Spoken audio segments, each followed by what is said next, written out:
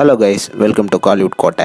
இன்றைக்கி நம்ம கோட்டையில் என்ன வீடியோ பற்றி பார்க்க போகிறோன்னா, சூப்பர் ஸ்டார் ரஜினிகாந்த் சரோட மரண மாஸ் ஃபயர் வெயிட்டிங்கில் இருக்கும் வேட்டையன் படத்தோட ஆடியோ லான்ச்சில் சூப்பர் ஸ்டார் ரஜினிகாந்த் அவர்கள் என்ன ஸ்பீச் கொடுத்துருக்கிறாரு அப்படின்ற ஃபுல் டீட்டெயில்ஸை பற்றி தான் இந்த வீடியோவில் நம்ம இன்னைக்கு பார்க்க போகிறோம். என்ன சூப்பர் ஸ்டார் பிளட்ஸ், நேற்று வேட்டையனோட ஆடியோ லான்ச் வந்து சக்ஸஸ்ஃபுல்லாக சென்னையில் நடந்து முடிஞ்சிருக்கு.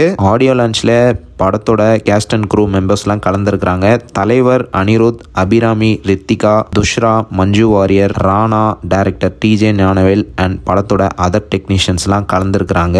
ஸோ சிறப்பாக நேற்று ஈவினிங் வேட்டையனோட ஆடியோ லான்ச் வந்து சக்ஸஸ்ஃபுல்லாக கம்ப்ளீட் ஆயிருக்கு நண்பாஸ். சரி இதெல்லாம் ஓகே, சூப்பர் ஸ்டார் என்ன பேசியிருக்கிறாரு அதை பற்றி சொல்லு அப்படின்னு தானே கேட்குறீங்க. இதோ சொல்கிறேன் நண்பாஸ். சூப்பர் ஸ்டார் ஃபேன்ஸ், ஃபுல் ஸ்பீச்சையும் இந்த வீடியோவில் சொல்ல போகிறோம். ஸோ வீடியோ வந்து கொஞ்சம் லென்த்தாக தான் இருக்கும். ஸோ கவனமாக கேளுங்க நண்பா. ஸ்பீச் கொடுக்கறதுக்கு முன்னாடி சூப்பர் ஸ்டார் அண்ட் அனிருத் அவர்கள் வந்து ஸ்டேஜுக்கு கீழே வந்து டான்ஸ் ஆடினாங்க பாருங்க. மனசுல சாங்குக்கு வெறித்தனமா டான்ஸ் ஆடி இருக்கிறாரு சூப்பர் ஸ்டார் அவர்கள். ஸோ அதோட ஸ்டில்ஸ் தான் இது. அண்ட் டான்ஸ் ஆடினதுக்கு அப்புறமா சூப்பர் ஸ்டார் வந்து மேடையில் போய் பேசியிருக்கிறாரு. ஸோ ஸ்பீச்சை எதில் ஆரம்பிச்சிருக்கிறாருன்னா, என்னை வாழ வைத்த தெய்வங்களாகிய தமிழ் மக்களே அப்படின்னு சொன்னோன்னே க்ரௌடு பார்க்கணுமே என்ன சவுண்டுன்னு வெறித்தனமா எல்லாரும் கத்துறாங்க. அண்ட் அதுக்கப்புறமா பேச ஆரம்பிக்கிறார் பாருங்க.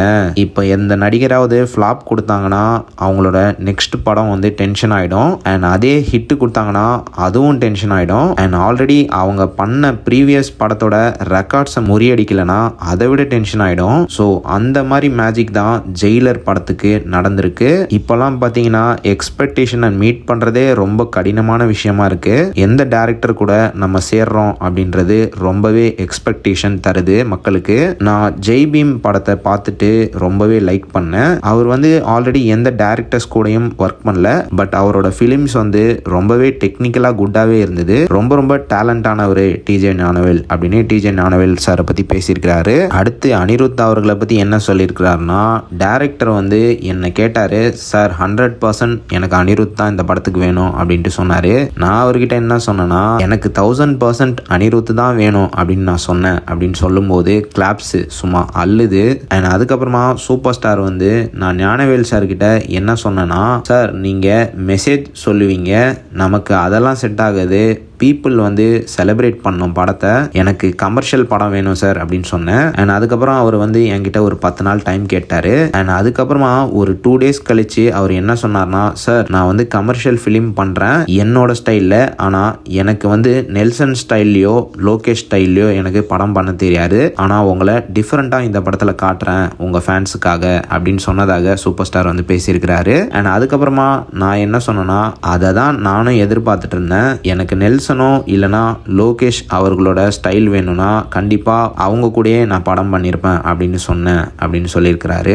அண்ட் அதுக்கப்புறமா வேட்டையனோட ரிலீஸை பற்றி சூப்பர் ஸ்டார் என்ன பேசியிருக்கிறாருன்னா, லைக்காவோட ஃபினான்ஷியல் ஸ்டேட்டஸ் வந்து கொஞ்சம் வீக்காக இருந்தனால படத்தை வந்து அக்டோபர் 10 ரிலீஸ் பண்ணணும் அப்படின்னு முன்னாடியே அவங்க பிளான் பண்ணிட்டாங்க அப்படின்ற மாதிரி சூப்பர் ஸ்டார் வந்து பேசியிருக்கிறாரு. அண்ட் அதுக்கப்புறமா படத்தோட ஒரு கேரக்டரை பற்றி சூப்பர் ஸ்டார் என்ன பேசியிருக்கிறாருன்னா, படத்தில் ஒரு கேரக்டர் ஒன்று இருக்கு, எக்ஸலண்டான கேரக்டர். அந்த மாதிரி கேரக்டரை இது வரைக்கும் நான் பார்த்ததே கிடையாது. ஸோ அந்த கேரக்டரில் தான் ஃபகாத் ஃபாசில் அவர்கள் நடிச்சிருக்கிறாரு. அண்ட் டைரக்டர் வந்து ஃபகாத் ஃபாசில் கிட்ட இந்த கேரக்டரை பற்றி பேசுகிற நேரம் ஃபகாத் ஃபாசில் வந்து உடனே ஓகே பண்ணிட்டதாகவும், சேலரி இல்லாமல் கூட இந்த ரோலில் நான் நடிக்கிறேன் அப்படின்னு சொன்னதாகவும் சூப்பர் ஸ்டார் வந்து சொல்லியிருக்கிறாரு. அண்ட் அதுக்கப்புறமா ஹீரோயினை பற்றி சூப்பர் ஸ்டார் ரஜினிகாந்த் என்ன பேசியிருக்கிறாருன்னா, எல்லா ஆர்டிஸ்ட் மாதிரியும் நானும் சார் இந்த படத்துக்கு ஹீரோயின் யாரு அப்படின்னு கேட்டேன். டைரக்டர் வந்து மஞ்சு வாரியர் அப்படின்னு சொன்னார். சரி, ஆல்ரெடி அவங்களோட பர்ஃபார்மன்ஸ்லாம் அசுரன்ல பார்த்துருக்கிறேன், ஸோ அவங்கள இந்த படத்தில் ஏஜ்டு பர்சனாக காட்டலாம் அப்படின்னு பிளான் பண்ணியிருந்தோம். ஸோ பயங்கர ஜென்டிலாக இந்த படத்தில் அவங்க நடிச்சிருக்கிறாங்க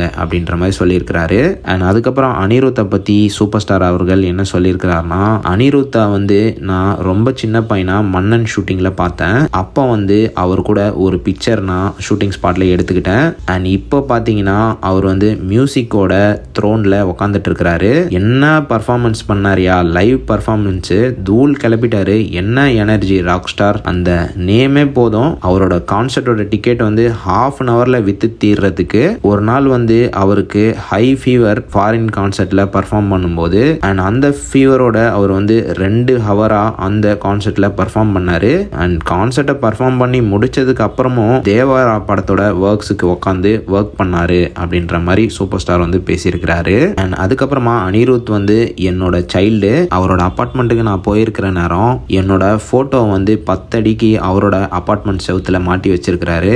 இந்த விஷயத்துக்காக நான் அவருக்கு ரொம்பவே கடமைப்பட்டிருக்கேன் அப்படின்னு சொல்லியிருக்கிறாரு. தமன்னாவை எப்படி காவாலா சாங்கில் ஒன் ஷாட்டில் டான்ஸ் பண்ண வச்சிருக்கிறாங்களோ அதே மாதிரி மஞ்சு வாரியரை வந்து இந்த பாட்டு ஃபுல்லாகவே டான்ஸ் பண்ண வச்சிருக்கிறாங்க அப்படின்னு சூப்பர் ஸ்டார் பேசியிருக்கிறாரு. அப்புறம் இறுதியாக ஒரு குட்டி கதையை பற்றி ரஜினிகாந்த் வந்து பேசியிருக்கிறாரு. என்ன சொல்லியிருக்கிறாருன்னா, கழுதையை பற்றி ஒரு ஸ்டோரி ஒன்று சொல்லியிருக்கிறார் நண்பாஸ். கெட்ட பையன் சார் இந்த காளி அப்படின்ற டைலாகோட ஆரம்பிச்சு நீங்கள் எல்லாம் தளபதியோட சக்ஸஸ்ஃபுல் டேக்ஸை மட்டும்தான் பார்த்துருக்குறீங்க.